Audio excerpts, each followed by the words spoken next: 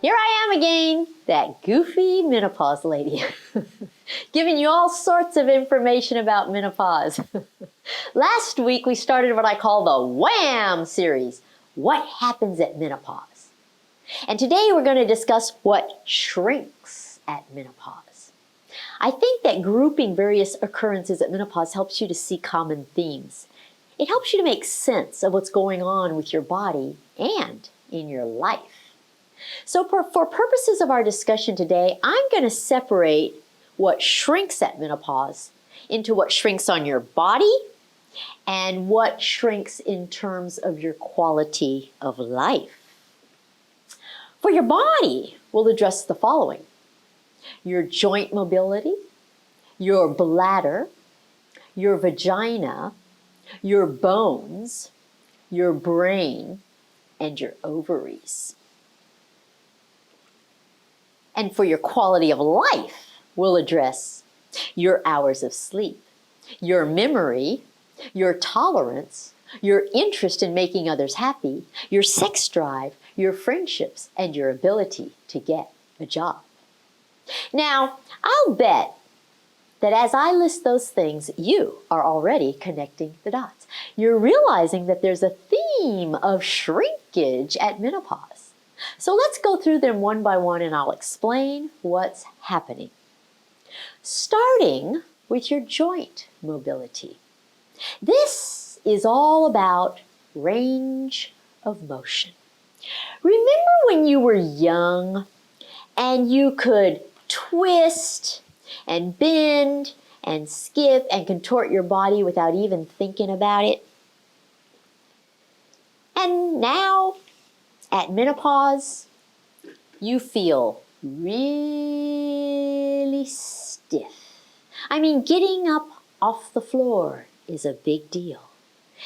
Have you ever noticed how elderly people rearrange things so that everything is within reach?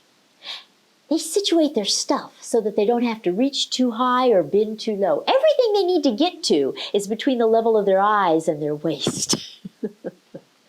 Well, that's because their joints aren't very mobile. I talked to you about your joints drying up in the last video, and your joint mobility shrinks for this very same reason. The estrogen that used to lubricate your joints so that they moved easily is gone. At menopause, it's important to keep moving your joints, but you want gentle movement without impact. That's what you need. So Pilates, yoga, and stretching become more important than ever. Next is your bladder. Before menopause, you could hold a lot of urine for a long time. It's like your bladder is bigger. This is a representation of a bigger bladder, but it's still smaller than your real bladder. But at menopause, your bladder capacity shrinks and goes from this to this. So you just can't hold your urine anymore. You have to know where the ladies' room is, because when you have to go, it's urgent. Many women have actual incontinence. That's where you leak urine. And there are two different types of incontinence. One is stress incontinence. That's when you leak when you put your bladder under stress. And the stress can be laughing, coughing, sneezing, lifting something, or doing some kind of exercise. The other kind of incontinence is urge incontinence, and that's when your bladder contracts on its own, regardless of what you're doing. And you can leak just a dribble, or you can leak gushes of urine. Now, I'm going to teach you a lot more about the details of these things much later. But the thing to recognize now is that the overall effect is one of your bladder shrinking. And then there's your vagina. Boy, does it shrink. Most women have the symptom of vaginal dryness at the time of menopause. But guess what's really going on? Your vagina quite literally shrinks. That's why intercourse becomes painful for so many women. And if you don't do something to prevent vaginal shrinkage, it can get so small that intercourse is absolutely impossible. I have seen vaginas that were smaller than my little pinky. This is one of the reasons that there are so many vaginal estrogen products that are specifically for your vaginal symptoms of menopause. This is such an easy thing to prevent. You just have to know that this is what's going to happen to your vagina if you don't prevent it. Unfortunately, most women don't get the necessary education to avoid this outcome. In the last video, I explained that 3 things happen to your vagina at menopause, all because of estrogen loss. The wall goes from thick to thin. The wrinkles disappear, and the lubrication dries up. The overall result of these 3 things is severe shrinkage of your vagina. Next is your bones. Now, I'm calling it shrinkage because the quantity of your bone dwindles at menopause. Another name for it is osteoporosis. I've shown you this before. This is normal bone, and this is osteoporosis. But you know how women shrink in height as they age? Well, it's because they are shrinking. Their bones are shrinking. And since your skeleton is what determines your height decreases. This is not just about appearance. If you lose bone, you put yourself at risk for fracture of your hip, spine, and wrist. All of this is directly due to estrogen loss. In the first 5 years without estrogen, you lose 2% of your bone per year, and then you lose 1% per year for the rest of your life. This is why compensating for estrogen loss is so important. Sustaining a fracture can make you incapacitated for the rest of your life. What about your brain? I've taught you about this before too. This is what happens to your brain. Using these models, small brain models, your brain goes from this to this. Now, these are not to scale, but the thing to understand is that your brain literally shrinks. So what Alzheimer's disease is literally brain shrinkage. Here's a picture of the difference between a normal brain and an Alzheimer's brain if you slice it in half like this brain. This is another direct consequence of estrogen loss, and compensating for estrogen loss is not easy when it comes to your brain. You have to do really hard things that adults typically refrain from doing, like going back to school, learning to play an instrument, learning a new language. Okay, so far we've talked about things that are more problematic when they shrink.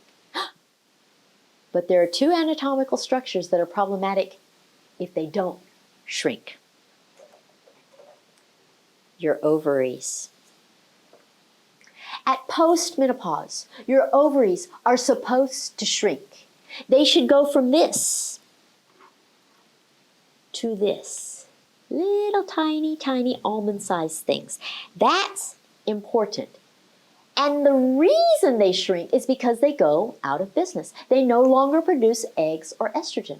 So if they don't shrink, something is wrong with them, and they usually need to come out. Okay, so now we're going to discuss the quality of life issues that shrink at menopause. You know, a lot of what happens at menopause is about your quality of life. There's such a tendency to focus on just the symptoms or just the diseases, but there are so many social factors that have a huge effect on your quality of life. So I'm going to include those. The most obvious thing that shrinks at menopause is the number of hours of sleep you get. Insomnia is one of the most problematic symptoms of menopause.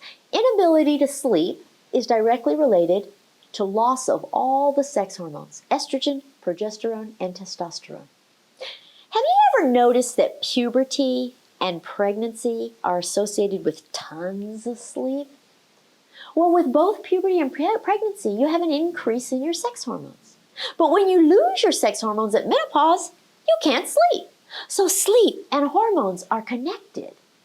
When your hormones increase, sleep comes easily, and when your hormones decrease, sleep is hard to come by. And what happens when you don't get enough sleep? Your memory is worthless. So memory is another thing that shrinks at menopause. Most women describe their brains as being foggy, and their memory is fleeting. They'll be thinking of something one minute and they can't remember what they were thinking about the very next minute. To go with all this sleeplessness and inability to remember anything, your tolerance shrinks. You used to be able to tolerate things that were a nuisance. Now you blow up at the slightest little things. You're just so touchy.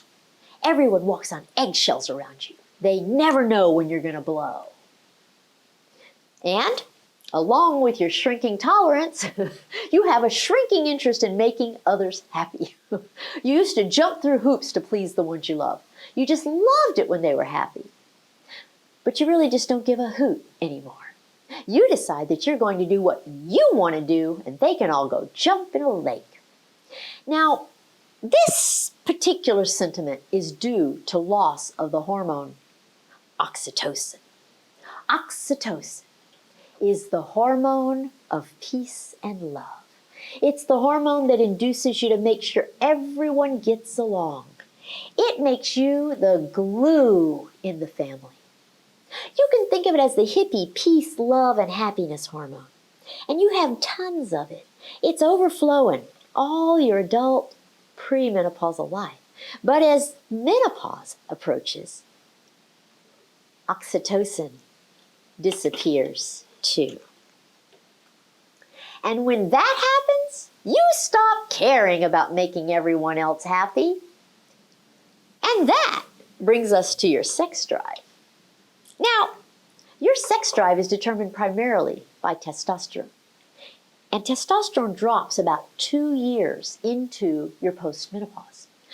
So the shrinking of your sex drive may be completely separate and distinct from the shrinkage of your vagina. You may have one without the other, or they may occur at different times. But it's also due to a loss of oxytocin.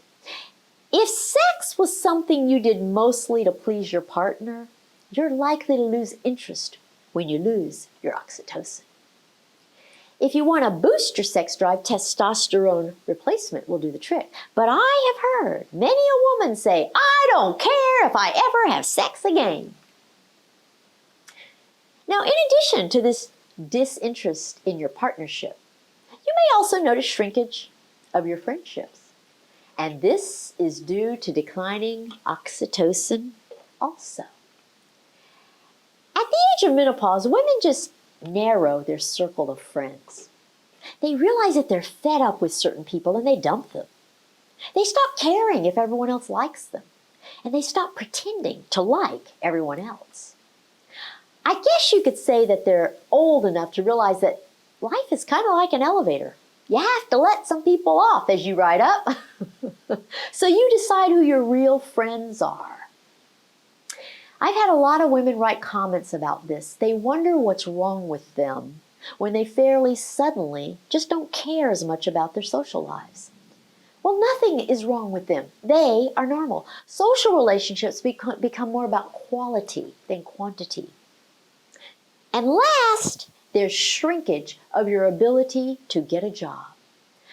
You may have spent the last 20 or 30 years taking care of your family, and the workplace is just not what it used to be.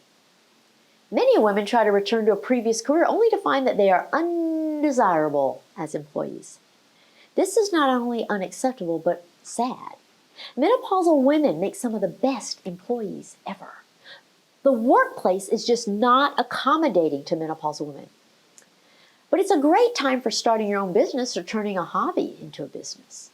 Hopefully, this menopause revolution I'm trying to create will change things for women as they embark upon the longest phase of their lives. So there you have it, the things that shrink at menopause. You'll see in this Wham! What Happens at Menopause series that there may be some overlap from one category to another. That's intentional. I want you to see the themes. And last week you learned that your vagina dries up at menopause, and this week you learned that it shrinks. When you realize that a single occurrence affects multiple parts of your body or your life, it helps you to connect the dots. So tune in next week when we'll discuss what grows at menopause. In the meantime, go to my website to see all the services I have for you. It's menopausetailor.me. And if you need to sign up for a one-on-one consultation, if you need me all to yourself, you can do it there. In the meantime, subscribe to my channel, follow me on Facebook, Twitter, and Instagram. And I'll see you in 1 week. Take care. Bye.